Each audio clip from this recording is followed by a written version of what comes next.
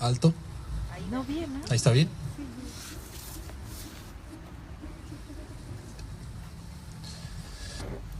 Bueno, pues muy buenas tardes a nuestro público que nos acompaña. Vamos a dar inicio con la séptima sesión de esta Universidad Popular, que pues ha tenido como principal característica el tratar de socializar conocimientos, el tratar de abrir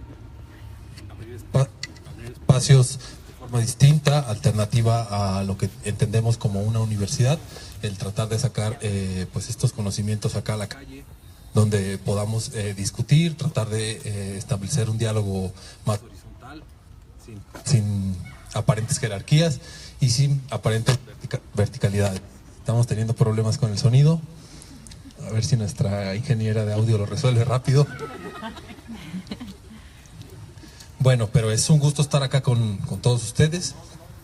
Lo que tenemos pensado para esta sesión pues es hablar un poco de usos estratégicos del derecho.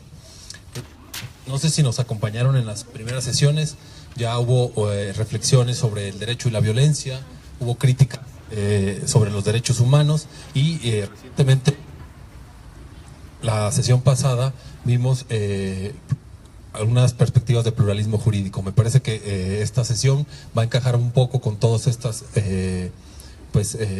anteriores reflexiones que vertieron mis anteriores compañeros. Bueno, lo que tenemos pensado acá va a ser tratar de hacer una diferenciación entre dos modelos de educación legal, dos modelos de practicar al derecho, que parten de una investigación que realicé recientemente para obtener el título de doctorado, y donde la intención fue buscar cómo trabajan los abogados que defienden derechos humanos en México. Quisieran empezar, no sé si de nuestro público hay alguien que sea abogado o que esté estudiando derecho. Nuestras chicas que están al frente, ¿no? ¿De qué? Ciencias ambientales. Ciencias ambientales. Ingeniería industrial. Bueno, casi hay abogados. Bueno, quisiera yo partir un poco como de cómo se piensan los casos, cómo se tienen que defender y cómo más o menos nos enseñan en las facultades de Derecho que de alguna manera se puede hacer un trazado que se extiende a otras disciplinas del conocimiento, donde cómo se seleccionan los procesos o el área del trabajo, cómo se desarrollan los conocimientos y quién es el experto o quién es el que determina cómo se van a realizar las tareas, independientemente si es en un área ambiental, si es una área social, un área de matemáticas, de la construcción, donde sea. Siempre hay como un conocimiento jerárquico donde el especialista, el que tiene el título de licenciado o no sé, de ingeniero o lo que sea, es el que posee los conocimientos y es el que está apto para determinar a dónde van a llevar la obra o lo que se piense hacer. En el mundo del derecho, lo que normalmente sucede es que el abogado se le conoce como el docto de todo, ¿no? Entonces es este especialista que no permite que nadie más participe porque además es celoso con su trabajo y recupera los expedientes, arma sus casos y es el que normalmente lleva las estrategias en el campo legal. Y su cliente es visto únicamente como una fuente de ingreso de dinero, ¿no? Entonces creo que ahí es el primer punto que tenemos que tener claro en un modelo legal tradicional, ¿no? Donde la relación entre el abogado y el cliente es una relación monetaria, donde el cliente lo que necesita para obtener los servicios es pagar por ellos, ¿no? Y a partir de ahí se establece una relación de jerarquía donde el abogado es el que le va a decir cuál es el camino a seguir, como en ciencias ambientales el especialista va a determinar cuál es el camino a seguir para ingerir en los campos, ¿no? Eso es importante tenerlo presente porque entonces ahí la relación que media entre el especialista, en este caso el abogado, y el cliente es una relación monetaria. No hay una relación de empatía, no hay una relación donde el abogado se sienta familiarizado con el caso, no hay una relación donde el abogado se sienta familiarizado con la pérdida, si digamos es una pérdida de que perdió una casa o que una herencia, etcétera. No hay una vinculación política porque a lo mejor al abogado le da igual quién es su cliente y lo único que espera es que le pague, ¿no? Él va a llevar su caso siempre y cuando le pague. Después hay otra cuestión muy importante en las facultades de Derecho que aprendemos y es que esto que les decía al inicio, ¿no? Los abogados son celosos de su trabajo y entonces lo que comúnmente ocurre es que el abogado es el que elabora los alegatos y ¿qué necesita el abogado para mantener al cliente? Pues que el cliente no esté informado de lo que sabe, del proceso, ¿no? insisto, son grandes rasgos, habrá excepciones, pero no me voy a detener en particularidades, ¿no? Si vamos a tratar de hacer una radiografía, digamos, generalizada de lo que ocurre en el trabajo cotidiano de los abogados tradicionales. Entonces, para que el abogado mantenga, digamos, el poder sobre su cliente, pues ocupa que el cliente no esté del todo enterado o que no sepa hacer los trámites, porque hay cosas que podrían hacerlas por sí solas, pero es importante que el abogado mantenga el control del caso para que así el cliente no se vaya. Y esto me lo dijo sobre todo un abogado de derechos humanos cuando estuve en un despacho, que eso es muy importante, que el abogado conserve los conocimientos del caso y que además mantenga lo más posible alejado al cliente, ¿no? O sea, que le dé, digamos, información mínima de su proceso o que no le explique con exactitud qué es lo que se tiene que hacer, ¿no? Nada más le traza la estrategia y ya. A partir de esto, lo que les dije al principio, que la intención es tratar de transmitirles cómo es que trabajan en México los abogados que defienden derechos humanos en México, abogados y abogadas. ¿Por qué es importante tratar de explicar cómo trabajan estos abogados y estas abogadas? Pues justamente partí de esta perspectiva de tratar de criticar esta forma tradicional de la abogacía, estos conocimientos que aprendemos en las facultades del derecho y que pues son efectivamente verticales. Entonces, a partir de esta inquietud de decir si hay otras formas de practicar el derecho y cómo son, es que digamos fueron las vertientes que orientaron la investigación. Y entonces lo que yo quiero compartirles acá, después de, digamos, trazar brevemente estos, digamos, elementos de cómo trabajan básicamente los abogados tradicionales, es pues ver si hay otras, digamos, formas de practicar el derecho, estos usos estratégicos, sobre todo para, digamos, beneficiar o favorecer a grupos vulnerables, sectores sociales marginados o grupos excluidos de las políticas públicas. Y entonces la tarea, lo que nos dimos fue tratar de rastrear organizaciones donde defendieran derechos humanos y ver cómo trabajaban el derecho. Y entonces, no sé si hasta acá quedó claro más o menos esta primera parte donde tratamos de identificar el trabajo de los abogados, ¿no? Esas características de los abogados tradicionales. Entonces sería un sistema legal o una práctica, digamos, del derecho. En oposición a esta, yo intenté buscar, digamos, en la investigación si había otras formas de trabajar, digamos, con las poblaciones, con la gente. Y lo que encontramos es que pues en las organizaciones de derechos humanos tienen un trabajo particularmente que caracteriza a estas organizaciones y que se va a diferenciar, digamos, diametralmente a este trabajo que intenté, digamos, describir al inicio, ¿no? Y entonces voy a tratar de aglutinar, digamos, en tres grandes prácticas que fue lo que encontré, que son los resultados de la investigación de cómo trabajan estos profesionales y que se oponen a estas, digamos, formas verticales de practicar al derecho y donde la relación primordial es que media estas relaciones sociales es el dinero.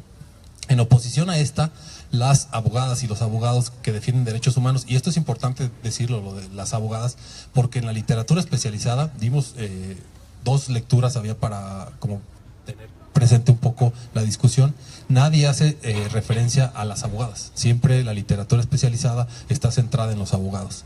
Esto no es un elemento menor, este es un paréntesis además, porque en México hay un gran sector de población de género femenino que defiende causas, que defiende derechos humanos, y la literatura especializada pues ha estado, digamos, con un fuerte sesgo ahí respecto a esto, ¿no? Entonces quiero hacer, cuando normalmente voy a estar haciendo énfasis a los dos, abogados y abogadas, es justamente por tratar de, digamos, ponerlas digamos acá, traerlas, visibilizar un poco, digamos, que son un sector importante que trabaja. Bueno, en oposición a esta relación de dinero, que es la que media, lo que encontré con estos abogados que defienden a grupos vulnerables y sectores marginados es que estos abogados trabajan, lo que voy a hacer es poner rasgos claros de cómo trabajan, ¿no? Y uno de los primeros elementos que caracterizan a estos abogados es que trabajan con cercanía a los usuarios. ¿Qué quiero decir con esto de que trabajan con cercanía a los usuarios? Pues justamente que además de que los casos se construyen colectivamente en un diálogo de reciprocidad entre el abogado y, en este caso, la víctima o el cliente, es que tratan de incorporar los conocimientos de las víctimas. Voy a poner un ejemplo de cómo tratan de acompañar estos conocimientos. En una organización en el norte, en Ciudad Juárez, una familiar que tenía un hijo desaparecido, una madre que tenía un hijo desaparecido, pues el dolor y la impotencia y el verla, digamos que las autoridades no hacen nada, la orilló a realizar una investigación. Ella se convirtió en la principal investigadora del caso, de cómo desapareció su hijo. Y entonces la señora, a lo largo de los meses, logró recolectar evidencia de quiénes habían sido los policías que habían levantado a su hijo, qué número de patrulla era, la hora del día a la que era, cuántos eran, y el resultado de a dónde lo habían llevado. Básicamente la señora se convirtió en la especialista de este caso. ¿Seguimos teniendo problemas? Ya. Bueno, esta señora, como les digo, se convirtió en la especialista del caso. Se convirtió en una especialista del derecho en ese caso en particular. La abogada que llevaba el caso se convirtió ahí, o mutó de ser la especialista, la que sabe todo el procedimiento y demás, a ser una simple acompañante en este caso de la que se puede considerar como la víctima, que no es una víctima, ante el Ministerio Público, porque la señora era la que, digamos, disputaba frente al Ministerio el paradero de su hijo. Esto no se observa normalmente en los casos tradicionales de la abogacía legal. Y este es un primer rasgo que quiero dejar como claro acá, cómo trabajan estas abogadas y estos abogados, pues en cercanía con los usuarios, porque muchas de las veces permiten que estos mal llamadas víctimas sean las que defiendan sus propios procesos. Otro rasgo importante que media esta relación es que, en oposición a la relación comercial, donde el dinero es el que media las relaciones, acá lo que vamos a encontrar, o el vínculo que vamos a encontrar más fuerte, es este vínculo de empatía, donde el abogado o la abogada se siente identificada con el proceso que defiende. No es lo mismo defender un pagaré porque le van a pagar, a defender un caso de un desaparecido porque el abogado o la abogada siente que en el país algo se debe de hacer, que se debe de trabajar porque están desapareciendo a la gente. Y entonces el abogado asume como sí el proceso y no hay una relación, no le están pagando directamente. Simplemente es que el abogado siente el compromiso político y el compromiso moral de hacer algo. Entonces, en esta cercanía no está mediada por el dinero y está mediado más bien por la empatía con el proceso. Hay otro factor que es importante tenerlo en cuenta, y que es el tiempo que duran los procesos en materia de derechos humanos, y que estos a su vez permite que la cercanía sea mayor. Todos ustedes, o la mayoría de los que estamos aquí, hemos escuchado del caso de Rosendo Radilla, que fue un campesino desaparecido en la Guerra Sucia en los años 70, y que recientemente, en años recientes, la Corte Interamericana condenó a México por este caso de desaparición forzada. Y a su vez, esta condena fue la que, entre algunos otros elementos, permitió la reforma al artículo 1 de Derechos Humanos en 2011. Este caso fue litigado alrededor de 10 años, más o menos. Entonces, este tipo de procesos, como son tan largos, permiten o generan que los abogados y las abogadas que llevan los procesos generen una mayor cercanía a los usuarios, a los clientes, que en la abogacía tradicional.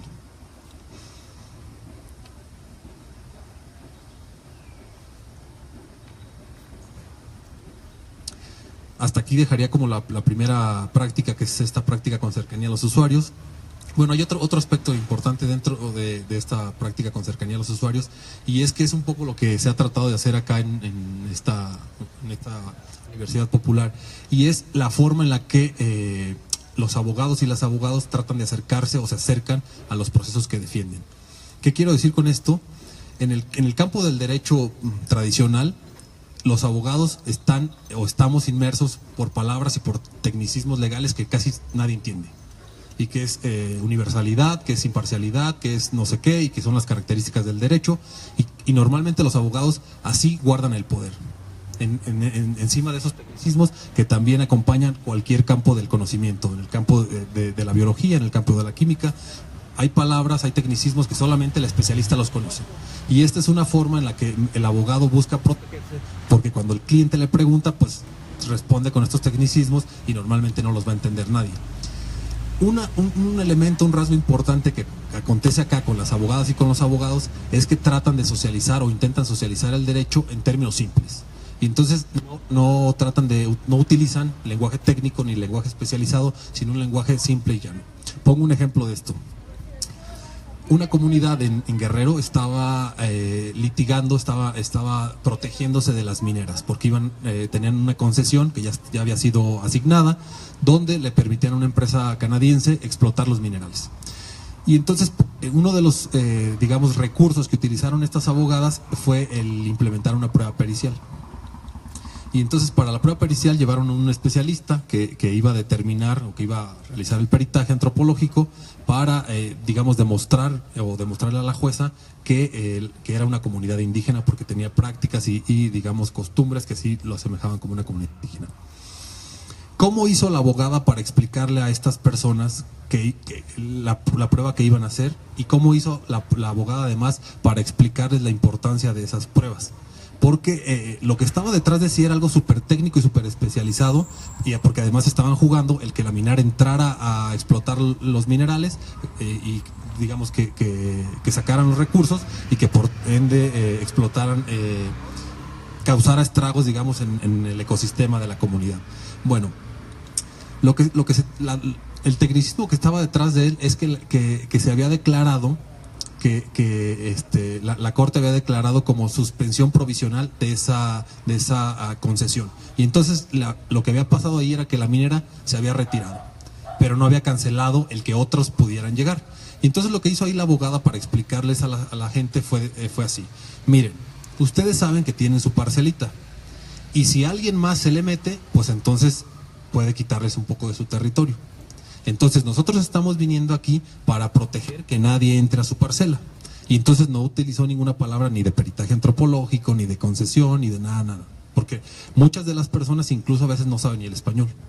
Entonces esto pareciera simple cuando estamos, digamos, nosotros en un círculo donde en apariencia nos estamos entendiendo, donde hablamos el mismo lenguaje, pero hay entre el mundo de los abogados y el mundo, digamos, común, ¿no? Hay diferencias, ¿no? Hay espacios que no permiten, digamos, el entendimiento. Y acá en esta práctica que les estoy diciendo con cercanía a los usuarios, algo muy importante es la forma de transmitir los conocimientos, es la forma de cómo se acercan digamos, a las poblaciones, porque no es lo mismo incluso no es lo mismo cuando transmiten los conocimientos a una persona en particular a cuando se transmite, digamos, a un movimiento social, cuando se transmite a una comunidad, o cuando se tiene que, digamos, hablar dentro de una asamblea ejidal para explicar cosas a un número mayor de población. Por eso es importante, digamos, tener muy presente este otro rasgo, ¿no? Porque es... bueno, que al final va a ser como un poco, vamos a tratar de vincularlo con lo que se hace acá en el colectivo, y que mi compañera Erika lo va a desarrollar, o que va a dar como algunas directrices del trabajo que se hace acá en el acompañamiento legal a las comunidades y los casos que se han defendido. El segundo gran rasgo que encontré, digamos, en cómo trabajan estas abogadas y estos abogados que defienden derechos humanos, tiene que ver con, digamos, un sinfín de acompañamiento de conocimientos, y que eso tiene que ver un poco con, digamos, con la realidad que atravesamos, y que esto a su vez nos va a permitir además establecer unas conclusiones que para mí son importantes tenerlas presentes, y ahora les diré por qué. Porque normalmente, ahora un poco menos, pero normalmente lo que se enseña en las facultades de Derecho es un poco que lo único que hay que hacer es, digamos, argumentar con el derecho positivo en los códigos, digamos, en las leyes, que con eso bastará, digamos, para llevar a cabo los procesos, ¿no? Eso es, por supuesto, simplificando las cosas y a grandes rasgos. En el trabajo de derechos humanos, algo que los caracteriza, que caracteriza a las abogadas, es que no solamente tratan, o no solamente se incorpora el lenguaje legal y los conocimientos que están en los códigos y que están, digamos, en los libros. Hay una configuración, hay una hibridación de conocimientos de distintos campos, de la psicología, digamos, de antropólogo, de acuerdo al campo del conocimiento. Acá en Morelia, ahora que estamos viendo el proceso de la Loma, ahí hay un sinfín de especialistas, hay biólogos, hay pues creo que hasta ingenieros, ¿no? Por los distintos exámenes que están llevando ahí, los procesos que están teniendo. En el campo de los derechos humanos hay una vinculación directa con el campo de la psicología. ¿Por qué con el campo de la psicología? Porque mayormente las personas que sufren violaciones a los derechos humanos sufren alteraciones emocionales importantes. O sea, las familias que tienen hijos desaparecidos normalmente no pueden dar digamos, el luto final porque no tienen un cuerpo, porque no saben dónde está su hijo, no saben si vivió, si no vive. Y entonces es muy importante el trabajo que realizan las psicólogas, los psicólogos, un trabajo de contención, de tratar de, digamos, familiarizar a estas personas, señalándoles que no es algo personal, que es algo, digamos, extendido en todo el país, que hay desapariciones desde el norte hasta el sur y que de alguna manera tienen que tratar de dar la vuelta, ¿no? Entonces, los conocimientos de la psicología son muy importantes dentro del campo de los derechos humanos. Hay otro tipo de conocimientos que igualmente son muy importantes y que ahora a nivel, digamos, de la Corte tienen un gran peso. Bueno, se intenta que tengan un gran peso y que son estos estudios de los amigos de la Corte, ¿no? Donde tratan, digamos, de argumentar especialistas de distintos campos en favor de un proceso, en favor de un digamos, de un litigio, de una disputa. Argumentando por qué sí tiene razón la comunidad un derecho o por qué sí, digamos, un grupo marginal sí tiene el derecho a acceder a determinado recurso, etcétera. En algunos casos que dudé si lo ponía o no, supe de una violación a manos de la Policía Federal en Ciudad Juárez, donde a una mujer estuvo mutilada sexualmente por alrededor de 24 horas. Y entonces, ¿cómo enfrenta, digamos, esa persona un proceso, un litigio? ¿Cómo enfrenta, no? O sea, son cosas que desde nuestra comodidad, desde acá donde estamos tratando de, digamos, discutir esto, de transmitir estos conocimientos, pues nos resulta a veces un poco hasta aislado, ¿no? Pero la persona, o sea, ¿cómo enfrenta eso, no? Ahí lo que ocurrió pues fue justamente que la psicóloga que recibió el caso duró una semana, digamos, de contención, de narrativa que escuchó. Pero fue tan importante esta contención que realizó con la víctima o con esta persona, porque finalmente ella fue la que enfrentó directamente a los policías federales y gracias al careo que se enfrentó en ese proceso, lograron, digamos, detenerlos y sentenciarlos. Entonces, en este tipo de violaciones, el trabajo o la contención del trabajo psicológico es muy importante. Y esto en las facultades de Derecho pues no ocurre, o sea, no hay, ¿no? O sea, solamente están las leyes, están los códigos, discutes, argumentas y se acabó. En el trabajo de derechos humanos, donde hay violaciones graves, el trabajo de psicología es fundamental.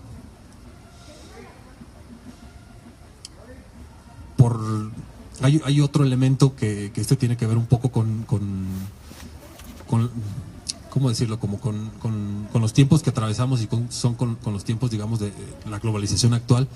Y hay otro tipo de conocimientos que se incorpora ahí y que son distintos lenguajes, distintos conocimientos internacionales, un lenguaje internacional que es el de los derechos humanos, que va a acompañar a estos procesos. O sea, no solamente es la retórica local, nacional de los códigos, sino que también hay una argumentación, digamos, superior o supranacional, como se podría decir, donde se incorporan protocolos internacionales, en el caso de desaparición forzada, el protocolo, perdón, donde hubo tortura y tratos crueles, el protocolo de Estambul, o otro sinfín de protocolos. Bueno, en Michoacán ya es dado el 169 de pueblos indígenas, en todos los lugares donde hay, digamos, procesos de comunidades indígenas, ese, digamos, es el 1, 2, 3, el ABC, ¿no?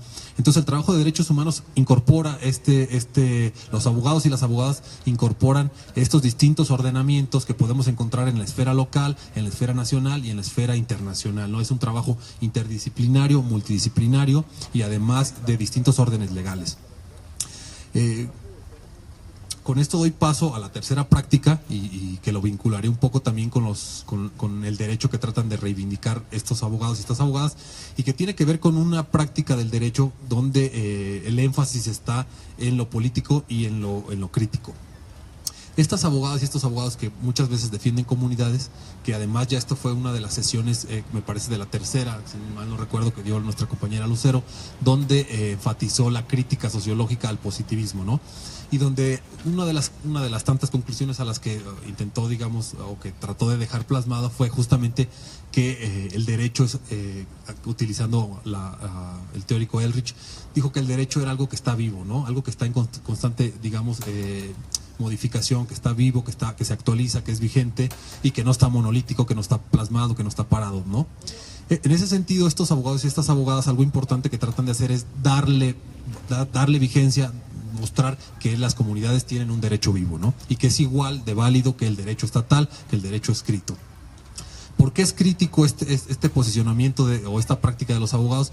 Porque justamente si le preguntamos a un abogado salido de la facultad de Derecho con una perspectiva tradicional, ¿qué es lo que ocurre ahí? Puede decir que ocurre cualquier cosa menos que sea derecho, ¿no? O sea, nunca va a decir que lo que ocurre en las comunidades indígenas es derecho. Puede decir, bueno, eso es costumbres, otras cosas, pero no es derecho.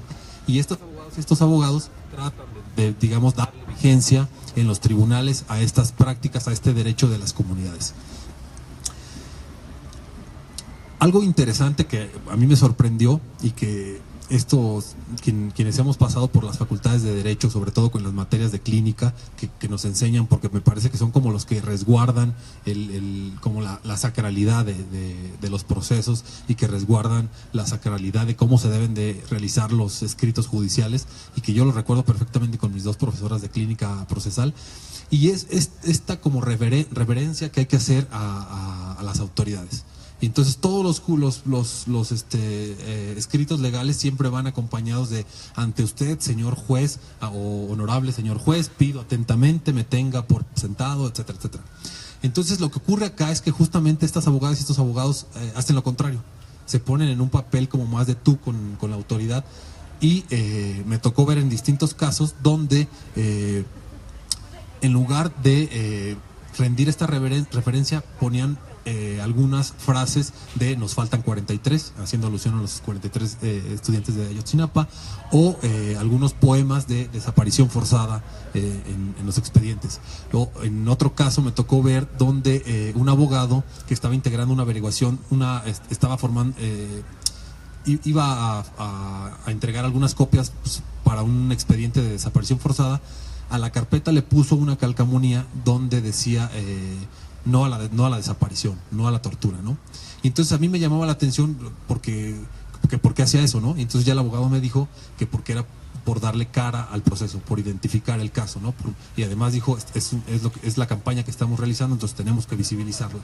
Este tipo de prácticas serían impensables en los abogados tradicionales. O sea, como les digo, los profesores en las facultades de Derecho, si algo dejan claro es qué debe de ir en los escritos y qué no debe de ir, y lo que no debe de ir son esas faltas, digamos, como de respeto a la sacralidad del derecho, ¿no? O sea, sería impensable pensar que en un juzgado, que en un proceso puedan ir estos elementos. Esto podría parecer como algo, algún elemento más, algún elemento menos, podrían decir no tiene importancia. Sin embargo, a mí me parece que es una forma, digamos, de romper con el formalismo del derecho, de romper, digamos, con las formas aprendidas en las facultades de Derecho, y donde se empieza a ver al derecho de forma crítica. Algo importante, y que ya con esto voy a tratar ya de cerrar para darle paso a mi compañera, y que esto sí es como más sustantivo, en estos abogados y estas abogadas no solamente defienden los procesos en el campo legal, en el campo judicial, salen a la calle junto con los movimientos sociales y forman parte de ellos, se convierten en un elemento más, en un actor más. No son los abogados, ¿no? Incluso son los que acompañan el movimiento, forman parte de los movimientos. Entonces hacen un uso muy importante, un uso político del derecho. También hay otra cuestión donde no solamente argumentan, sino que hacen posicionamientos políticos. ¿Qué quiero decir con esto? Recurriría a otro ejemplo. En Ciudad Juárez hubo una protesta enfrente de la Fiscalía Especializada, donde se hicieron posicionamientos por parte de un sacerdote, que es el que dirige la organización, y por parte de las abogadas, donde exigían, digamos, que se hiciera justicia, de que se entregaran los cuerpos y demás. Esto va a abordarlo más Erika con el trabajo que hace en el colectivo. Yo voy a cerrar con algunas breves conclusiones digamos, ¿qué nos puede decir, digamos, esto que yo les acabo de señalar, el que los abogados y las abogadas trabajen así? ¿Qué nos dice, digamos, del contexto en el que estamos viviendo? ¿Qué nos dice que las abogadas o que el trabajo de los derechos humanos esté centrado en determinados procesos? Entonces, bueno, digamos, completando esta idea, ¿qué nos dice que los abogados y las abogadas tengan que recurrir a distintos conocimientos? ¿Qué nos dice que los abogados y las abogadas tengan que hacer usos de distintos órdenes normativos? ¿Qué nos dice que tengan que salir a las calles para exigir los derechos? ¿Qué nos dice que estas abogadas y estos abogados también tengan que hacer este uso, digamos, de estos pequeños, eslogan en las carpetas, en las hojas?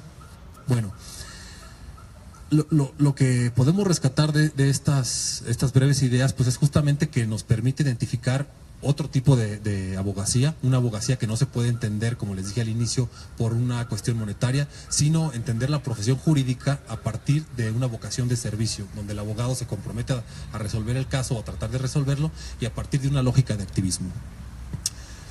Hay otro aspecto muy importante, y es que justamente el identificar cuáles son los procesos que defienden estas abogadas y estos abogados, pues nos muestra una radiografía del país en el que vivimos. Y justamente en México la mayoría de las organizaciones, tanto en el norte como en el medio del país, sobre todo las que están asentadas en la Ciudad de México, están defendiendo desapariciones forzadas, están defendiendo desapariciones forzadas y están defendiendo tortura. ¿Qué nos dice el que estén defendiendo tortura y que estén defendiendo desaparición forzada? Pues que justamente es lo que estamos viviendo en el país. No están defendiendo derechos sociales, no están defendiendo derechos culturales, no porque no los haya, porque la prioridad está ahí. Y entonces esto es importante tenerlo claro, porque es el país en el que estamos viviendo, ¿no? Entonces este es un aprendizaje grande, me parece, de las abogadas y de los abogados que están defendiendo esos procesos, porque es el México en el que estamos viviendo, ¿no? Donde volteamos a cualquier lado y todo el mundo tiene familiares desaparecidos. ¿Por qué también es importante, creo que con esto debí iniciar, por qué es importante, digamos, pensar o tratar de reflexionar sobre estas prácticas del derecho de las abogadas y de los abogados? Porque justamente en México y en gran parte del mundo, el derecho continúa ocupando un papel central para tratar de reivindicar derechos, para tratar de reivindicar luchas. Es una forma donde gramaticalmente, donde forma, ¿cómo decirlo?, es la forma, digamos, legítima bajo la cual se siguen haciendo los reclamos. O sea, ya después de los 80, después de la caída del muro de Berlín y digamos, después de la salida de la revolución de los espacios sociales de discusión, ya no se piensa en otra estrategia que no sea la jurídica. Si bien hay movilización social, si bien hay digamos, acompañamiento político, mayormente las luchas están centradas y continúan, digamos, de forma legítima en el campo legal. Por eso me parece importante reflexionar sobre otras formas de practicar el derecho. ¿Qué otro aprendizaje podemos tener de que los abogados y las abogadas necesiten, sobre todo estas, insisto, las de derechos humanos, necesiten de otros conocimientos, necesiten de conocimientos de la economía, necesiten de conocimientos de la psicología, de la sociología, etcétera? Pues justamente que los espacios judiciales, la forma de resolver sigue siendo cerrada. ¿Qué quiero decir con esto? Pues que los espacios judiciales continúan, digamos, bloqueados para la reivindicación de derechos, para la reivindicación de las luchas, y necesitan los abogados demostrar de distintas formas o, digamos, aportar mayores elementos a quienes llevan los casos para obtener, digamos, algunas pocas victorias jurídicas. Bueno, con esto yo cerraría para no robar más el tiempo y dar paso, digamos, a la experiencia que se hace acá en el colectivo, y que mi compañera Erika va a abundar bastante, sobre todo en este trabajo, digamos, más, digamos, robusto que se hace o que se acompaña a la estrategia legal. No sé si podemos pasar si hay alguna pregunta, algún comentario ¿sí? Bueno, en realidad son varias preguntas, ¿no? Bueno, comentas que en la investigación que hiciste, pues hay una serie de prácticas, ¿no?, que distingue a los defensores de derechos humanos.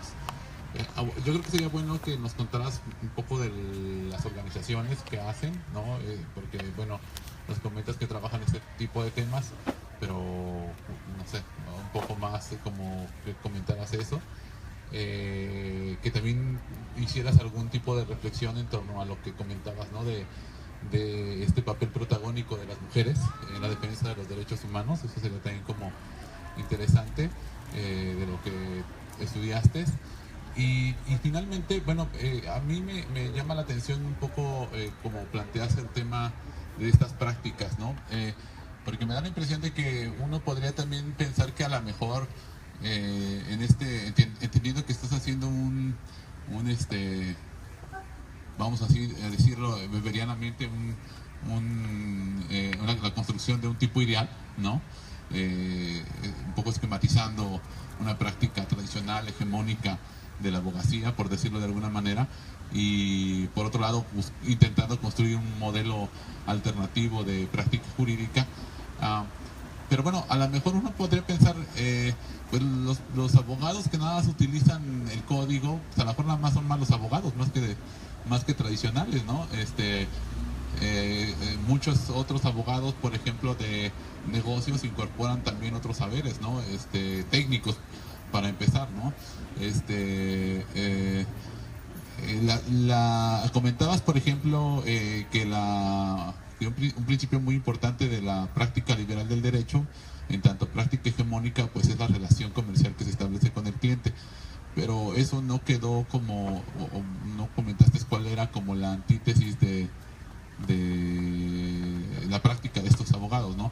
Es cercano, incorpora otros conocimientos, es crítico, pero también cobran o no, o cómo se construye eso. Entonces son como esas preguntas que me gustaría profundizar. ¿Alguien más? Claro. Bueno, a mí me llama la atención un poco, bueno, todo lo que comentas. Creo que realmente me llamó la atención todo el abordaje que hiciste, pero mi pregunta va un poco hacia que estos abogados también son agredidos, creo yo, ¿no? Bueno, en el caso de los abogados que defienden algunos conflictos ambientales o que están con los movimientos, a muchos de ellos, bueno, algunos de ellos sufren agresiones, ¿no? Al estar defendiendo estos casos, entonces también me gustaría que abordaras eso.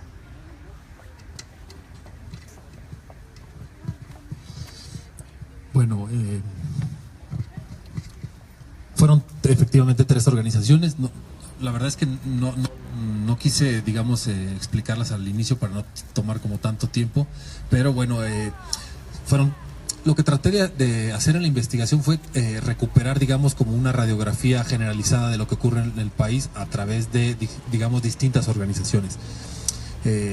Con distintos perfiles, con distintas caras, digamos, de formas de practicar el derecho y con distintos recursos, con distintas, digamos, estrategias, con una forma muy diferenciada de practicar y con formas muy diferenciadas de ubicación, ¿no? Entonces, digamos que fue como una selección estratégica la que se realizó.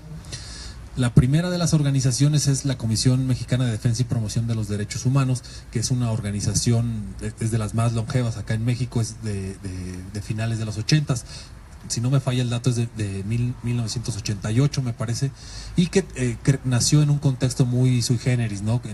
Digamos, dentro del fraude, creo que es 85-88, no recuerdo el año ahora, no lo traigo muy fresco, pero surge en este contexto, digamos, del fraude electoral, surge en un contexto donde se acababan de incorporar el lenguaje internacional de los derechos humanos en México, donde la directora fundadora tenía muy claro que lo que se trataba era de buscar por medio de un caso particular que se identificaran, digamos, múltiples aristas de lo que ocurría en México, o sea, que con un caso se pudiera ejemplificar situaciones generalizadas de lo que ocurría en México, como fue el caso paradigmático de Rosendo Radilla, ¿no? Es un solo caso de un campesino desaparecido por los militares dentro de la Guerra Sucia de Guerrero, y que lo que se pretendió con ese caso es mostrar que era una calca de lo que ocurría en México, ¿no? Entonces la primera organización es esta, que surge en ese contexto muy particular, donde se empezaron se funda la Comisión Nacional de los Derechos Humanos, creo que en el 90-91, por ahí, surge en este contexto. ¿Qué va a caracterizar a la primera organización, que es la Comisión Mexicana? Pues que es un trabajo muy especializado de argumentación internacional, de argumentación especializada en protocolos internacionales, en el campo de los derechos humanos, donde los abogados y las abogadas mayormente son muy especialistas en los temas. Son abogadas muy, digamos, que provienen de concursos de los derechos humanos, donde ya tienen, digamos, un fogueo internacional, donde ya tienen una retórica, digamos, más superior o más elevada al común de los abogados de la provincia que defienden derechos humanos. O sea, son, digamos, los especialistas en el campo de los derechos humanos. Esa fue la primera organización. Después, la segunda organización es una organización, digamos, que se denomina como de base, es denominada Tlachinolan, está en la región de la montaña en Guerrero, y que esta organización surge en el contexto, digamos, del levantamiento del ZLN en el 94. La inquietud que llevó a esta organización pues fue justamente el tratar de poner, digamos, de darle, digamos, voz, o de llevar la voz y de visibilizar los problemas indígenas en México. Entonces esta organización es de corte popular, de corte de base popular, porque trabaja directamente en las comunidades, en los ejidos, y donde está constantemente discutiendo con movimientos sociales.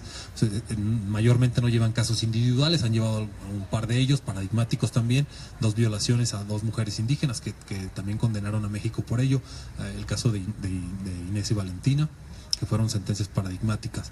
¿Qué distingue a esta organización? Pues es lo que les digo, ¿no? Un trabajo como muy cercano a las poblaciones, donde los actores, las abogadas y los abogados son conocidos en esa región. O sea, cualquiera identifica la organización y sin ningún problema de cualquier comunidad de la montaña los identifican plenamente, a diferencia de lo que ocurre en México, donde los abogados están aislados en la oficina y donde pocas veces salen a campo. Acá el trabajo cotidiano es ir a campo, todo el tiempo están en campo estos abogados y estos abogados. Y finalmente la tercera organización es una organización del norte, se llama Paso del Norte, que la dirige un sacerdote de la Iglesia Católica. Este es un elemento que venía en una de las lecturas, que no sé si alguien hizo, donde los abogados tienen una trayectoria muy cercana o vinculada a los espacios digamos liberales de la Iglesia, en este caso de la teología de la liberación. Entonces este sacerdote no es abogado, tampoco el que dirige la organización de la montaña de Tlachinolan tampoco es abogado, que es algo importante. Se especializan en trabajar sobre casos de desaparición forzada y tortura. Este es en la frontera, en Ciudad Juárez. Esas fueron las 3 organizaciones. Y lo que yo les comenté al inicio, pues fueron las 3 rasgos, digamos, un poco que caracterizan el trabajo de estas 3 organizaciones, tratando, digamos, efectivamente de aglutinar, de condensar, digamos, dentro de la pluralidad de trabajo que hacen, tratando, digamos, de poner en términos más simples o en claves más simples todo lo que se realiza ahí, ¿no? Y también es importante señalar que las 3 prácticas que yo un poco señalé no es que sean antagónicas, ¿no? Sino que son complementarias. A veces aparece una, a veces aparece otra, y creo que con esto más o menos cubriría un poco, digamos, las 3 organizaciones que realicé. Luego hay otro aspecto importante que llamó la atención, y que fue esta cuestión del género, ¿no? A mí me llamó la atención, la verdad es que yo cuando inicié la investigación no tenía ningún interés por supuesto, yo hombre igual con un sesgo importante, no tenía ningún interés en buscar algo de género ahí, ¿no? Pero después, cuando realicé pues ya digamos el recorte final y vi las entrevistas que había realizado y con las personas que había interactuado, pues me di cuenta que la mayoría eran mujeres.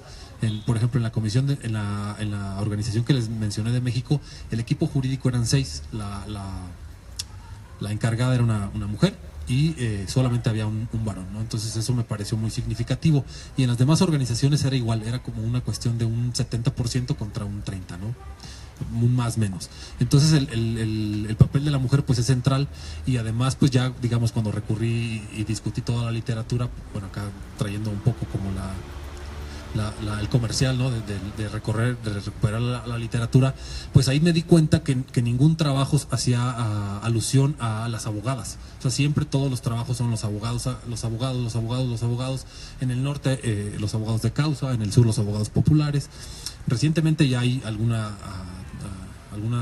digamos, algunas especialistas en Brasil donde ya han visibilizado el trabajo de colectivos de mujeres que defienden procesos, y acá en México empieza a ver lo de los colectivos feministas, pero en la literatura clásica, digamos, en la literatura central no hay. ¿Qué otra cosa importante de las mujeres? Pues bueno, van a campo igual que cualquier otra persona, se arriesgan igual que los defensores ambientalistas, y bueno, y algunos otros elementos importantes es que me tocó ver en algunos de los casos donde, sin que fuera una de las, digamos, agenda de la organización, o sin que fuera, digamos, una estrategia extendida, estas abogadas, cuando iban a socializar los conocimientos a las comunidades, trataban de, digamos, tangencialmente introducir conocimientos de género, o tratar de incluir la agenda de género.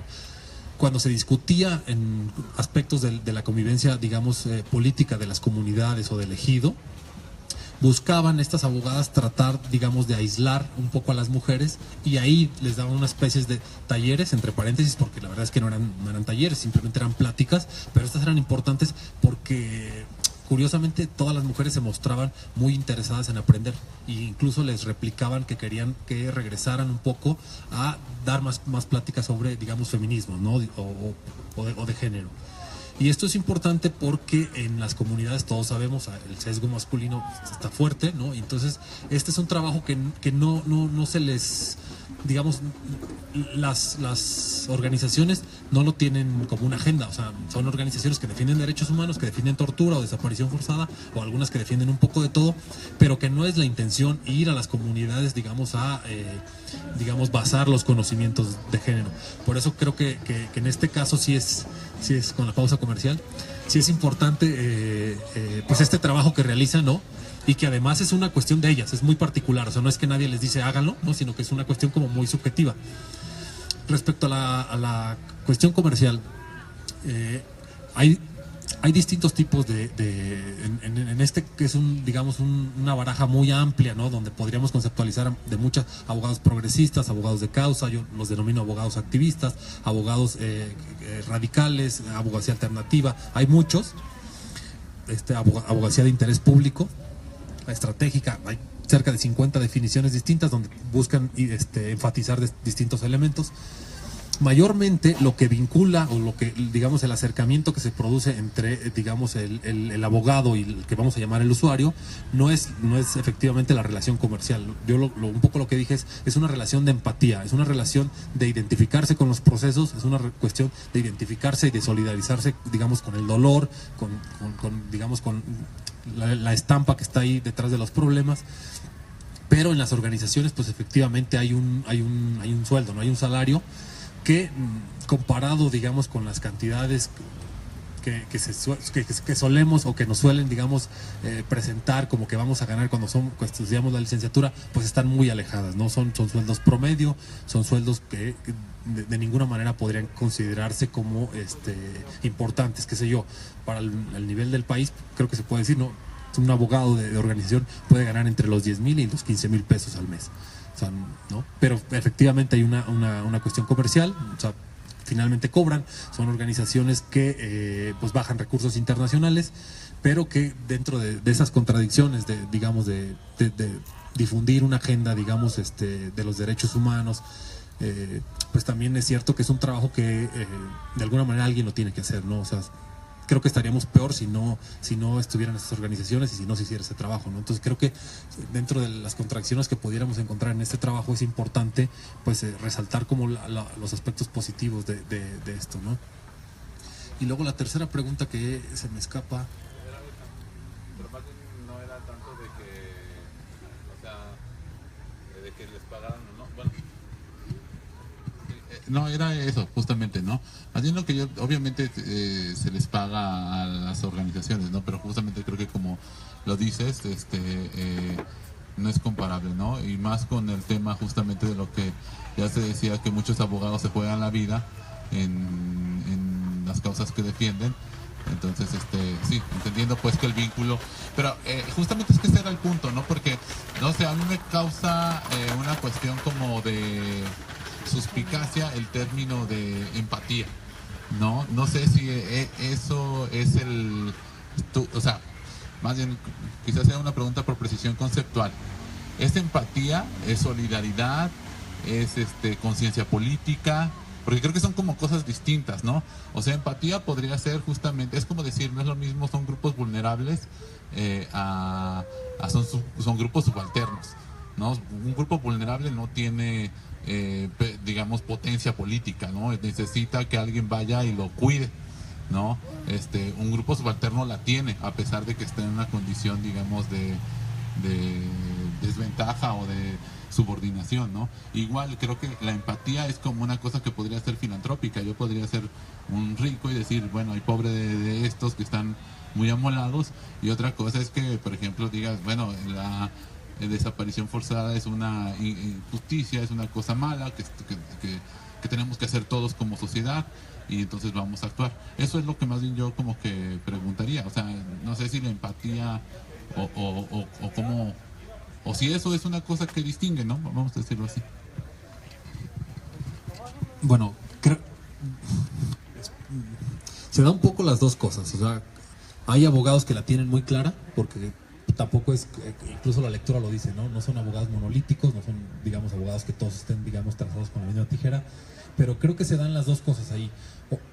Hay abogados y hay abogadas que la tienen muy clara, que dicen algo se tiene que hacer y entonces tienen una agenda política y que la tienen clara, ¿no? Que es una empatía política, ¿no? Y normalmente este tipo digamos, de personas son conscientes de las desigualdades sociales, son conscientes de las marginaciones, son conscientes, digamos, del estado de excepción donde se vive, y ahí sí hay claramente un elemento central que es el político, ¿no? Y estar, digamos, presentando casos frente al Estado, porque es un Estado, digamos, que nos está desapareciendo, etcétera. Pero también luego en estos casos donde yo les señalaba, sobre todo en casos más individuales, donde el tiempo que transcurren es un tiempo alargado, ahí se da la empatía, ahí sí cruza un poco la empatía, porque finalmente se vinculan, estas abogadas y estos abogados se vinculan con los usuarios, o sea, pasan mucho tiempo y hay una cuestión ahí un poco más como por lo emocional, un poco más por este tipo de cuestiones que no orientan la práctica tradicional. Podrías, desde un lenguaje político de teoría crítica, podría verse como un poco más, qué sé yo, como no como un elemento progresista, ¿no? Como es algo, bueno, son las emociones, etcétera, pero sí hay un aspecto importante en lo emocional que acompaña estos procesos, que los orienta. Pero sin duda lo político es central, ¿no? Creo que es de ahí una de las prácticas, ¿no? Con posicionamiento político y crítico, ¿no? O sea, la tienen clara, ¿no? Muchas de estas personas.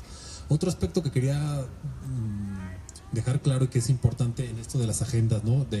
Bueno, finalmente estas organizaciones bajan recursos, concursan por financiamientos internacionales, pero lo que ocurre, o en algunos casos algo importante, es que si bien las agendas internacionales te dan el dinero y te dicen, mira, bueno, viene la reforma judicial, que fue un poco ya también de lo que se habló en otras sesiones acá, viene la reforma judicial y entonces viene la oralidad.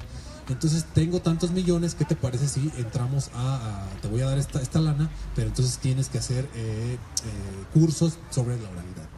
Y entonces ahí sí está vertical, como la agencia internacional, por medio con los recursos, trata de, digamos, meter esa agenda como central en el campo de los derechos humanos en México y en el campo de las organizaciones.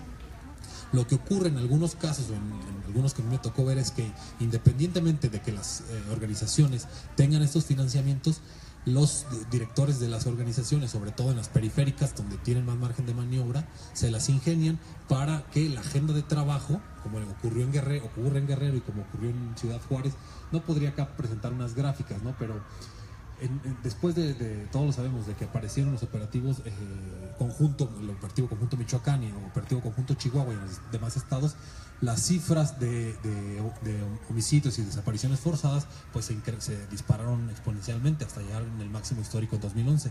Entonces, si las organizaciones siguieran las agendas internacionales, pues no estarían disputando la desaparición forzada ni estarían disputando la tortura, o posiblemente en algunos casos sí, estarían más bien dando estos cursos, como les decía, de la oralidad y demás. Y lo que ocurrió sobre todo en esta organización de Guerrero como en la de Ciudad Juárez, que se llama Paso del Norte, es que los contextos locales terminan determinando cuáles son los casos que defienden y cuáles son las orientaciones que deben de trabajar.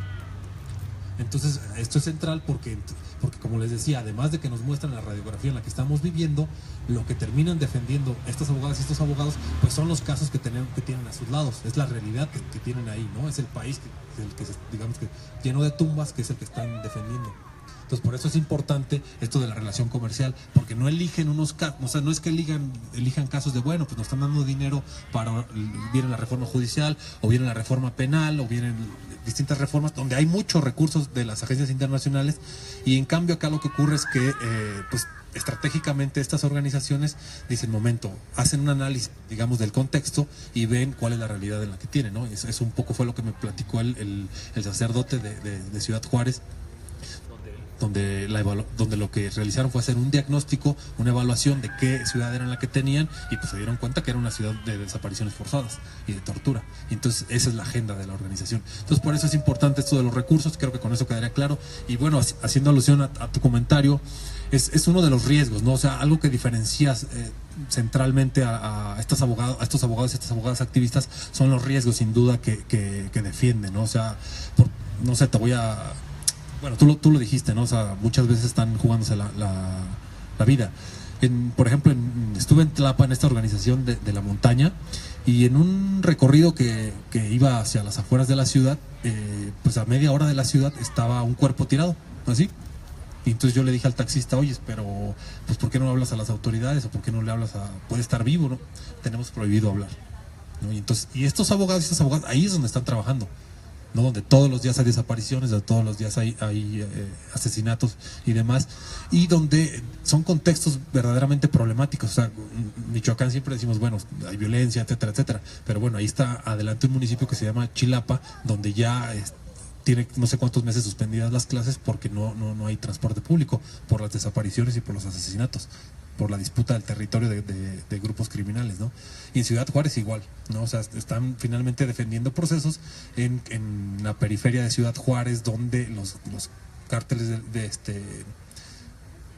controlan el acceso a la frontera y donde han desaparecido miles de personas, ¿no? Entonces, imagínate lo que implica trabajar en esos contextos. Y luego otra cosa también importante que hablaba sobre lo emocional, trabajan en contextos donde están buscando a personas desaparecidas, y hay ocasiones donde pues efectivamente encuentran cuerpos donde eran los desaparecidos. Y entonces imagínate cómo te enfrentas a esa situación, ¿no? De la estabilidad emocional, ¿no? Entonces, muchas de las veces los abogados o las abogadas se quiebran, ¿no? Porque, o sea, después de tantos años acompañar un proceso y que resulte que sí es un desaparecido, entonces sí, efectivamente, otro elemento como importante, no de la práctica del derecho, sino del trabajo, digamos, en cuestión política, es que se están jugando la vida, ¿no? Un poco la dedicatoria de lo que yo terminé de escribir, pues fue eso, ¿no? Yo así lo puse, es un poco, estas líneas es a las abogadas y a los abogados que cotidianamente arriesgan la vida, porque además ha habido muchas desapariciones. En un mes, como a los 2 meses creo que me vine de Ciudad Juárez, pues desaparecieron a una periodista ya a Victoria Brecht, ¿no? Que llevaba el caso de cómo en la zona de la montaña de Chihuahua los grupos del crimen organizado controlaban prácticamente todo, ¿no? Y además hay otros contextos donde trabajan, donde justamente pues no hay un Estado como lo entendemos, donde no hay policías, donde no hay jueces, donde el sistema de justicia no funciona ni de forma mínima, ¿no? Donde la justicia le imponen determinados actores, como nosotros nos hemos dado cuenta acá en Michoacán, ¿no? O sea, donde no sabes quién es la autoridad y quién no, ¿no? Entonces, efectivamente creo que el sueldo que pueden cobrar estos personajes frente a los riesgos, pues no se compara, ¿no? Entonces, por eso creo que es importante pensar, repensar, identificar y, bueno, en este caso dar visibilidad al trabajo que realizan estos defensores, estas defensoras, sobre todo porque han venido algunos ataques del conservadurismo en México, donde nos dicen que los derechos humanos solamente sirven para defender a los torturadores, defender a los narcos, defender a no sé cuántos. Y entonces, yo ahí hice quise como ver la astucia del sacerdote, que además es una persona brillante. Yo le pregunté eso, como buscando la respuesta, ¿no? Y entonces le dije, oiga, ¿qué opina usted si está defendiendo o no a un criminal? Y entonces la respuesta fue, mira, nuestro trabajo es hacer que se respeten los derechos humanos, y si la persona es culpable o no, pues eso le compete a las autoridades demostrarlo, pero no tiene que violar los derechos humanos ni torturar para extraer confesiones. Entonces, si cometió un delito, pues tiene que ser juzgado frente a las autoridades administrativas del Estado, pero eso no implica que lo tengan que torturar o que lo tengan que mutilar. Y entonces por eso es importante visibilizar este trabajo, presentar un poco lo que hacen, porque es como muy común, ¿no? Ya el que se trata de desprestigiar el trabajo que realizan, pero digamos cuando nos adentramos al trabajo, cuando vemos los riesgos, como tú efectivamente lo sabes, pues nos damos cuenta de la realidad, pues que es otra, ¿no? Y no es esa. Pues si no hay ninguna otra pregunta, yo le daría el paso a compañera Erika. Gracias. Bueno, yo quisiera empezar como por vincular lo que Irán nos acaba de compartir con otras sesiones que hemos tenido anteriormente, ¿no? Ahora Irán nos hablaba de estas prácticas de abogadas y abogados que no son necesariamente iguales o que son muy distintas a la práctica tradicional o liberal que solemos hacer. la mayoría de las abogadas y abogados en el país, ¿no? Y entonces nos hablaba de todos estos elementos que diferencian las prácticas de las abogadas y los abogados con quienes él estuvo trabajando durante su investigación. Ahora, si ustedes recuerdan, en la segunda sesión de nuestra universidad, hablábamos de el tema de la violencia conservadora del derecho, ¿no? Y de cómo un poco el derecho tenía cierta función social de mantener las relaciones de poder que estaban vigentes en una sociedad, ¿no? Y entonces, si ustedes recuerdan, en esa ocasión hablábamos de cómo muchas veces muchos movimientos que luchaban por derechos, pues en realidad no lograban hacer como los cambios que estaban buscando, pero de pronto pues sí se empezaba a formar una especie de discurso políticamente correcto, y entonces como que todo se reacomodaba, ¿no? Y si ustedes recuerdan, poníamos como varios ejemplos, ¿no? Uno de ellos era, por ejemplo, el tema de los derechos de las mujeres, ¿no? De cómo hemos estado luchando desde hace mucho tiempo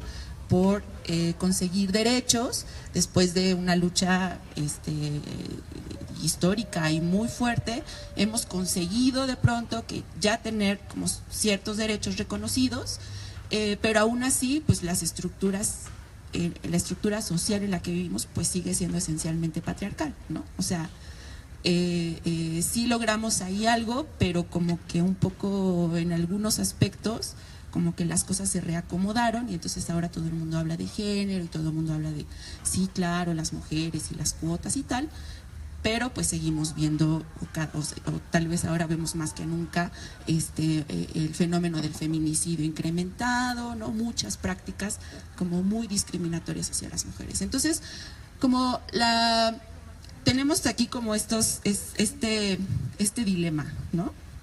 Entonces, yo quisiera preguntarles si estamos un poco en este sentido de que esto puede pasar con el derecho. ¿Vale la pena usar el derecho?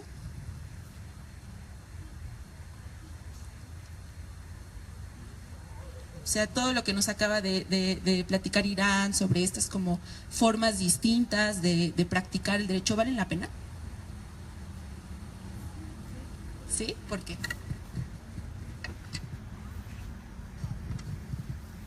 Bueno, pues yo creo que es una como que lucha que se hace desde diferentes ámbitos, y cuando se acompañan obviamente desde diferentes disciplinas, como que se enriquece ese hacer el derecho desde el simple tradicionalismo, ¿no? Como lo conocemos, de que el juicio se hace tal y que quien puede comprar un juicio lo compra, ¿no? Eso es como que dar acceso a la justicia desde este ámbito, o sea, como desde la lucha desde abajo, ¿no?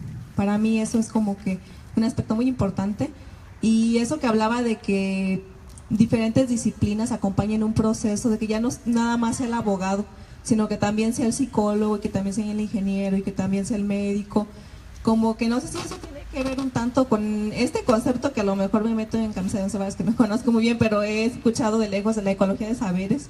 Desde ahí como que se enriquece esta forma de hacer derecho y se le da otra perspectiva al uso que generalmente o tradicionalmente se le ha venido haciendo al derecho.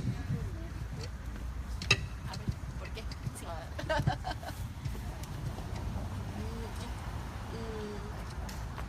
Ahí voy.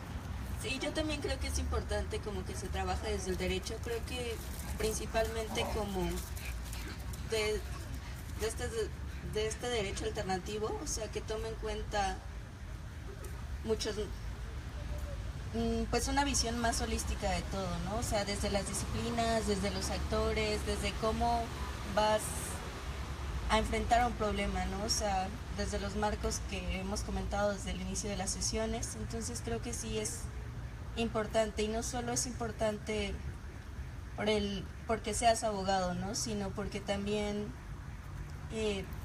ya en este contexto de México y cómo están sucediendo las cosas, o sea, creo que es importante que todos tengamos por lo menos nociones, ¿no? Y también más en cuando te enfrentas a un problema pues ya de estos problemas que hablamos de tortura, desaparición, crimen organizado, megaproyectos que van en contra pues no solo de individuos, ¿no?, sino de las comunidades y de los ciudadanos. Pues sí, ¿no? Sí, efectivamente, ¿no? O sea, un poco como las dos participaciones y los dos puntos de vista son dos razones importantes para seguir apelando al derecho, ¿no? Una, porque efectivamente no es lo mismo, y que era como el punto de Irán, ¿no? No es lo mismo una práctica liberal, ¿no?, que una práctica desde abajo, ¿no?, que una práctica diferenciada, que además, como tú decías, abre el campo del derecho, ¿no?, que ya no es solo como tema de los abogados y las abogadas, sino se democratiza de alguna forma el conocimiento y la práctica, ¿no? Entonces, pues sí, me parece que esta es una pregunta como importante, bueno, creo que tal vez es una pregunta que está implícita y que cruza como todo el programa que hemos propuesto, y que es importante justamente como también para saber qué podemos aprender de distintas experiencias, ¿no? Como decía Irán, pues es un fenómeno que no es nuevo, pero que recientemente se ha intensificado, el hecho de que los movimientos sociales cada vez más frecuentemente acudan al derecho, ¿no? Y entonces lleven sus conflictos a sus tribunales. Si tienen un conflicto de tierra, si tienen un conflicto, si por ejemplo hay un grupo de víctimas o de familiares de personas que han sido desaparecidas forzadamente, y entonces acuden a los tribunales. Si tienes un conflicto porque no te reconocen tal o cual situación, ¿no? Entonces como que es cada vez más frecuente que nuestra realidad, y particularmente en un contexto de movimientos sociales, las empecemos a pensar en una lógica de derechos, ¿no? Entonces ya no es solo que alguien se metió a mi parcela, sino es que yo tengo un derecho de propiedad, y además a lo mejor si soy una persona indígena tengo un derecho al territorio que tiene que ver con mi ser indígena, ¿no? Y entonces empezamos a pensar estas lógicas, nuestros problemas sociales, de pronto los empezamos cada vez más a pensar en una lógica de derechos. Pero efectivamente hay una diferencia muy grande entre pensarlo, o sea, entre pensar nuestros problemas sociales en una lógica de derechos y entonces acudir a los tribunales y usar las leyes y usar los tratados internacionales y tal,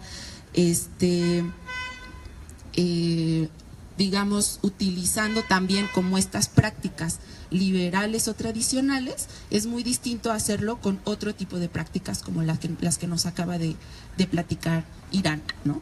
Entonces, un poco lo que yo quiero pues sí, como compartir con ustedes y platicar con ustedes, pues es la experiencia que hemos tenido desde el colectivo, que digamos, una parte del trabajo que hacemos es el acompañamiento jurídico con comunidades indígenas, pero retomando como este punto de tensión y estas discusiones que estamos teniendo en la universidad, ¿no? Porque bueno, el primer asunto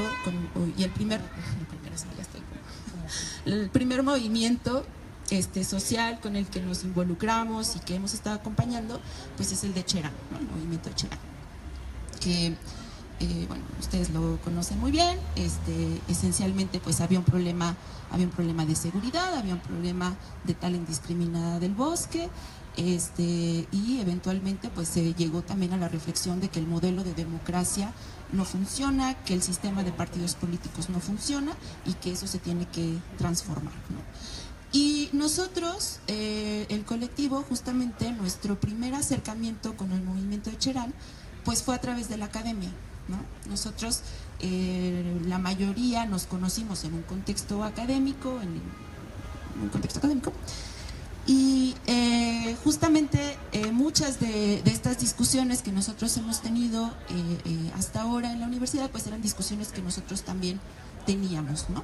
Y cuando nos tocó acercarnos a este movimiento, pues estaba esta pregunta de hasta dónde podemos nosotros como abogadas y abogados ayudar y hasta dónde vamos con el derecho y hasta dónde no, ¿no? Porque justamente una práctica muy común, ¿no? Es decir, bueno, tenemos este conflicto, tenemos este movimiento social, entonces vamos a pensar en una lógica de derechos, entonces ¿qué vamos a hacer? Pues vamos a poner una demanda, ¿no? Y entonces en esa demanda vamos a pelear, ¿no? A demandar que se nos exija, que se nos reconozca, que se nos garantice tal derecho. Por ejemplo, si nosotros tenemos un problema con una minera, pues entonces vamos a promover un juicio para que no le den la concesión a la minera, para que se respete nuestro derecho al territorio, ¿no? Nuestro derecho a un medio ambiente sano, lo que sea. Y entonces una forma de hacerlo es decir, bueno, pues, necesitamos que, pues, unos abogados, ¿no? Entonces ya tenemos a los abogados van, hacen una demanda y entonces ellos son los que nos van a estar marcando la pauta de todo, ¿no? Y nos van a estar diciendo, bueno, ya metimos la demanda, entonces ahora vamos a esperar a que nos contesten la demanda y después vamos a meter estas pruebas, y eso pues lleva su tiempo, entonces hay que esperar a que el tribunal nos decida, ¿no? Y pues vamos a confiar que el tribunal nos va a resolver como este conflicto, ¿no? Y mientras tanto, pues tenemos que mantenernos como en el más estricto campo de la legalidad y no podemos como hacer a lo mejor en ningún tipo de disturbio o de cosa que se pueda ver así medio mal socialmente. Y vamos a esperar vamos a ir con los tiempos que nos marca el propio tribunal, ¿no? O sea, nada más para que los que no estudian derecho se den una idea, entre que tú presentas una demanda y se resuelve así como decir, puede pasar años, ¿no? Y aún resuelto, puede ser que ganes, pero no logres ejecutar la sentencia, ¿no? Entonces el tribunal te dijo, no, pues sí tienes el derecho, pero luego resulta que a nadie le importa, ¿no? Y entonces tú estás como yendo constantemente y al tribunal y a las oficinas de quien dio la concesión y entonces todo el mundo dice sí, ahorita, mañana, pasado, y no se cumple, ¿no? Entonces, pero a lo mejor pues los abogados dicen no, pero hay que esperar porque entonces vamos a meter un recurso y entonces la cosa de pronto pues se va alargando y se burocratiza y quién sabe si eso un día resulte o no resulte, ¿no? Pero estamos como en esta lógica de actuar como de que todas nuestras estrategias, por decirlo de una forma muy coloquial, ponemos todos nuestros huevos en la canasta del derecho, ¿no? Y entonces esperamos pues lo que haya que esperar hasta que el derecho pues nos resuelva, ¿no? Y una forma distinta o otra opción es pues no hacer eso, ¿no? Pero si no hacemos eso, entonces, ¿cómo lo hacemos? Y esa es un poco la discusión que estaba en el colectivo antes, que pues hemos tratado como de mantener como a lo largo del tiempo, ¿no? Y en buena medida nuestra práctica pues ha estado orientada de alguna forma, insisto, por estas discusiones que hemos tenido, ¿no? Desde pues hasta qué punto no, a lo mejor sí logramos ganar un juicio, pero de alguna forma pues todo se reacomoda, se refuncionaliza y entonces no logramos como generar a lo mejor el cambio que estamos buscando o no conseguimos nunca poder gozar, que la gente pueda gozar plenamente de ese derecho, pero hasta qué punto también pues no podemos simplemente decir pues esto ya no y otra cosa, ¿no? Porque al final pues es una de las pocas herramientas que nos quedan para continuar como la lucha, ¿no? Y esta reflexión pues también está inspirada por uno de los textos que estaban propuestos hoy, que es de Boaventura de Sousa Santos, ¿Puede el derecho ser emancipatorio?, ¿no? Que si no lo han leído, yo les recomiendo que lo lean porque es un texto muy interesante y que además tiene un planteamiento una propuesta de justamente cómo usar el derecho para tratar de generar un cambio social, ¿no? O sea, la pregunta un poco es esa: ¿con el derecho podemos generar un cambio social?, ¿no? Y si sí, ¿cómo?, ¿no? ¿Cómo tenemos que usar como el derecho para, pues al menos, obviamente, uno nunca puede saber qué es lo que va a pasar, ¿no? Pero para sí tratar de mantenernos como en la línea de que el objetivo es generar algún cambio, ¿no? Y bueno, entonces como un poco lo que quiero plantear pues está un poco guiado por esta lectura y un poco guiado también por la práctica del colectivo, ¿no? Lo primero que nos dice Boaventura en ese texto y que nosotros en el colectivo hemos tratado de siempre tener como muy presente es que cuando nosotros como abogadas y abogados nos acercamos a un movimiento social, lo que nosotros siempre intentamos es que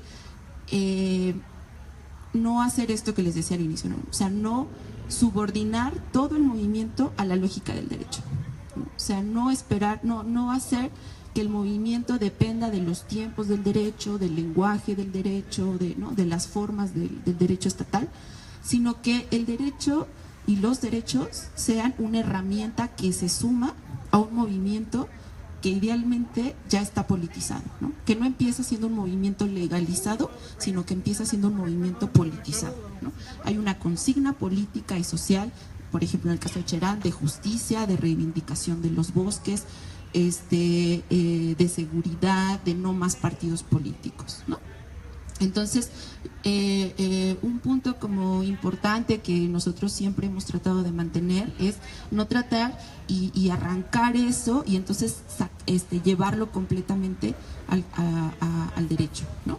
Sino que más bien eso permanezca, se fortalezca, sea siempre como la bandera del movimiento y que el derecho sea una herramienta pues subsidiaria y secundaria, ¿no? ¿Por qué?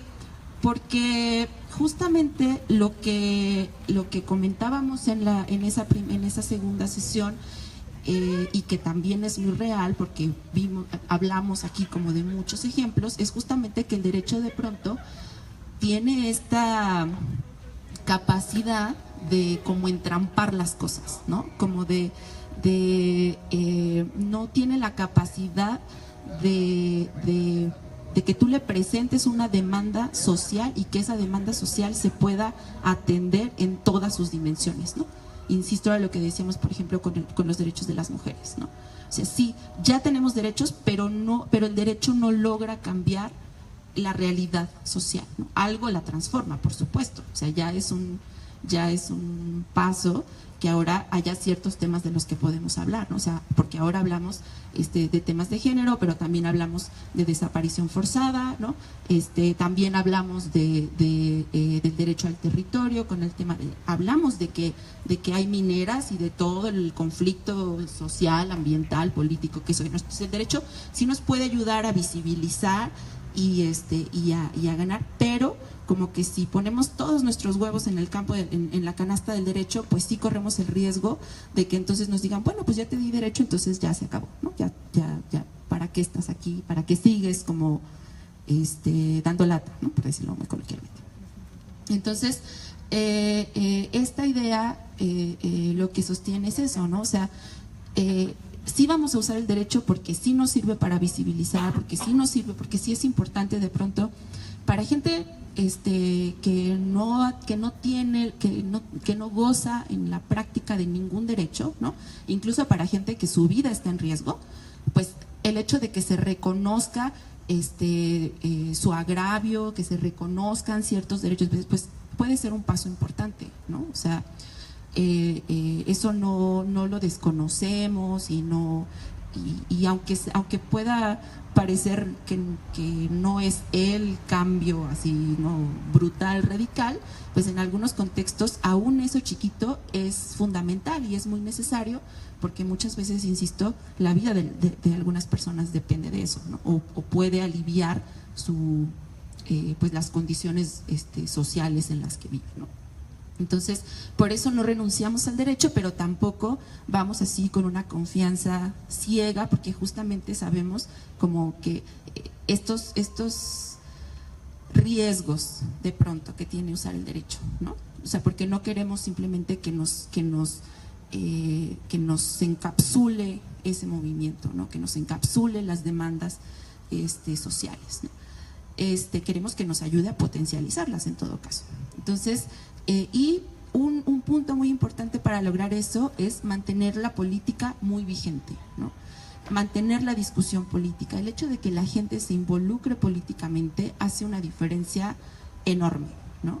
Porque no es ya solamente, bueno, pues sí, estamos esperando a que el asunto se resuelva, tal es como no, o sea, sí, tenemos ese asunto, pero aquí tenemos un problema y entonces todos tenemos que pensar cómo le vamos a hacer para resolver este problema, ¿no?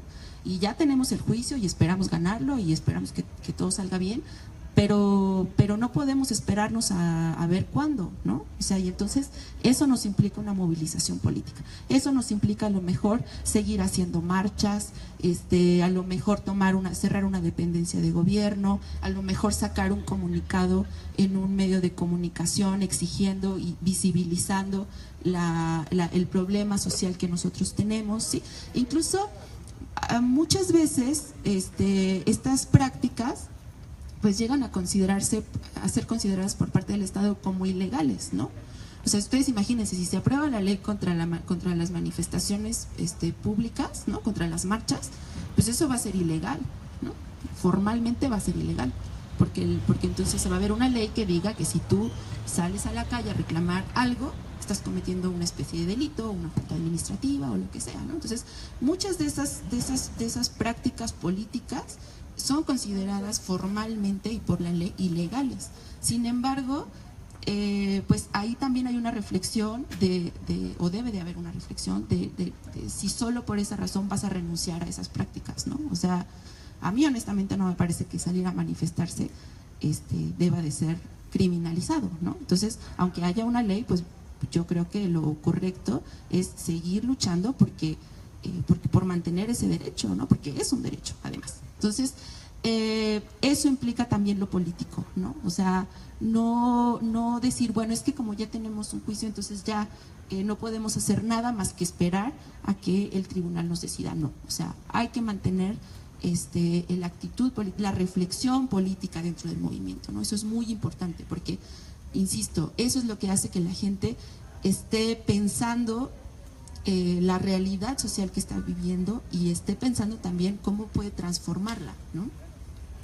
Entonces, ese es un primer punto como fundamental y que también lo comentaba un poco Irán en las prácticas de las que nos hablaba, ¿no? O sea, los abogados y las abogadas con las que él estuvo haciendo su investigación no solamente eran abogadas de escritorio que hacían escritos y iban a los tribunales y ya, sino que también salían a las calles con los movimientos, también estaban ahí presentes, ¿no? Insisto, eso es algo que en el colectivo pues hemos tratado de que oriente siempre nuestra pues práctica también como abogadas y abogados, ¿no? En el caso de Cherán, pues el juicio que nosotros promovimos era para lograr que se les reconociera a la comunidad su derecho a la libre determinación. ¿Y eso qué significa? Pues que puedan gobernarse al interior conforme a sus usos y costumbres, ¿no? Que si ellos son un municipio y entonces se supone que los municipios tienen tales y cuales autoridades, pero ellos tienen una estructura de autoridades tradicionales, entonces esas son las autoridades que van a estar, ¿no? No necesariamente las que dice la Constitución que tienen que estar. Toda su estructura de gobierno va a ser conforme a sus autoridades tradicionales. Esas autoridades se van a guiar en su práctica por los usos y costumbres de la comunidad, ¿no? Y además no van a ser elegidas por partidos políticos como el resto del país, sino que se van a elegir conforme a sus pues formas tradicionales de elección de autoridades, ¿no? Eso más o menos es lo que se peleaba en ese juicio, ¿no? Entonces nosotros, ese era un juicio que nunca se había intentado y que no sabíamos si íbamos a ganar. De hecho, pues casi creíamos que teníamos todas las de perder, ¿no? Entonces, obviamente tratamos de plantear el argumento lo más robusto posible, pero sabíamos que pues era un volado, por decirlo de alguna forma, ¿no? Entonces, y eso lo platicamos siempre mucho con la gente de la comunidad, y la comunidad, bueno, presentó el juicio y tal, pero siguió su propio proceso, ¿no? Entonces ellos ya estaban muy decididos a que ganaran o perdieran el juicio, no iban a permitir la entrada de los partidos políticos, porque estaban muy conscientes de que solo había causado división, de que no había solucionado como los problemas que tenían en la comunidad, al contrario, los había empeorado, cosa que creo que pues no necesita ni siquiera mayor ejemplificación, porque todos y todas de alguna forma lo pensamos, ¿no? O sea, creo que una reflexión que hay sí es muy generalizada entre gente de derecha, centro, izquierda y demás, es los partidos políticos, ¿para qué?, ¿no? Entonces, ellos siguieron su propio proceso, ya tenían elegidas a las autoridades que iban a gobernar, porque el presidente municipal se fue, la policía municipal se fue, y ellos se hicieron cargo del municipio conforme a sus estructuras tradicionales, ¿no? Entonces, ese movimiento siguió y siguió teniendo reuniones con autoridades estatales y siguió peleando por la vía política, y la vía jurídica pues se convirtió solamente en una herramienta ahí que estaba al servicio del movimiento político, ¿no?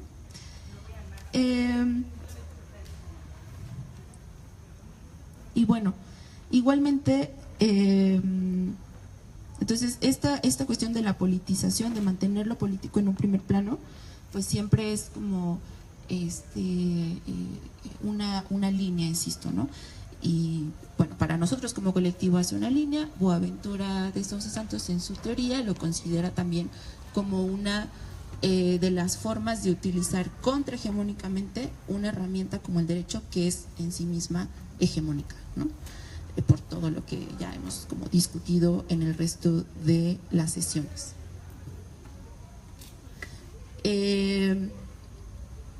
Y bueno, respecto de un poco lo que, obviamente, pues nuestra práctica o la práctica que nosotros tenemos, pues hay muchas cuestiones de las que ha señalado Irán que nosotros también tratamos de poner en práctica, ¿no? Por ejemplo, nosotros también nos hemos acercado a los movimientos sociales, o los movimientos sociales se han acercado a nosotros, pero en los que hemos colaborado pues lo hacemos porque tenemos en primer lugar un compromiso político, ¿no? Con la causa que están defendiendo, y eso efectivamente hace una diferencia muy grande entre ver a las personas con las que estás trabajando como clientes, a ser muy consciente de que lo que tú estás haciendo es un acompañamiento jurídico, pero en realidad tú te estás sumando a esa causa y a ese movimiento, ¿no? Y entonces estás de alguna forma también luchando con esas personas.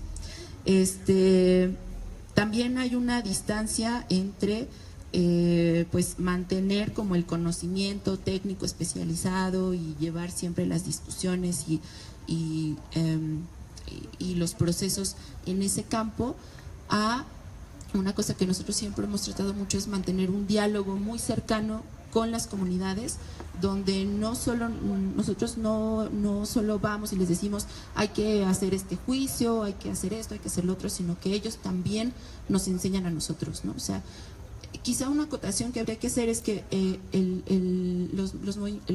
las organizaciones con las que trabajo Irán, pues entiendo que están como más enfocadas a temas de violaciones graves de derechos humanos, desaparición forzada, tortura y tal, ¿no? Nosotros en el colectivo no trabajamos con ese tipo de derechos humanos, nosotros trabajamos con derechos humanos políticos de los pueblos y comunidades indígenas, ¿no? Entonces, en este caso, como les decía, si nosotros estábamos en un juicio donde lo que se estaba peleando era la libre determinación, y donde el punto de la libre determinación es que el gobierno es por usos y costumbres, pues obviamente nosotros no sabemos cuáles son los usos y costumbres de Cherán, ¿no? Ni de Pichátaro, ni de Santa Clara, ni de Santa Fe, ¿no? Entonces ellos las comunidades son las que nos tienen que enseñar a nosotros, o sea, para empezar, qué es lo que estamos defendiendo, ¿no? O sea, o por qué es por lo que estamos luchando. Entonces, ahí hay un proceso de diálogo que ha sido para nosotros muy importante, en donde nosotros proponemos efectivamente las estrategias jurídicas, tal, pero donde ellos también nos están aleccionando constantemente sobre qué es lo que estamos defendiendo, ¿no? Cuál es su punto de vista, cuáles son sus saberes, cuáles son además los saberes que nosotros tenemos también que ir a posicionar en el tribunal, ¿no? Porque eso nosotros no lo sabemos. Entonces, eso ha implicado, por ejemplo, que nosotros hacemos una demanda, pero entonces vamos a la comunidad y socializamos con las autoridades y con la gente esa demanda, ¿no? Y entonces ellos nos dicen, esto sí, esto no, esto cámbiale, y obviamente pues nosotros tenemos que explicarles a ellos también qué es lo que estamos haciendo, ¿no? Entonces, ahí hay también un punto que pretende y que es en sí mismo distinto, ¿no? Un diálogo muy cercano y muy constante donde todos estamos aprendiendo unos de otros, ¿no? Evidentemente las relaciones nunca van a ser 100% horizontales y no jerárquicas y tal, ¿no? Pero lo que sí tratamos de hacer pues es justamente que esa verticalidad como tratar de igualarla, ¿no? Y obviamente pues la construcción de estrategias tanto políticas como jurídicas, ¿no? Articular, ellos también son los que nos dan la pauta de cómo articular las estrategias políticas con las jurídicas, y dependiendo de cuál es la decisión que ellos han tomado respecto de una acción política, nosotros proponemos qué alternativas tenemos en el campo del derecho y ellos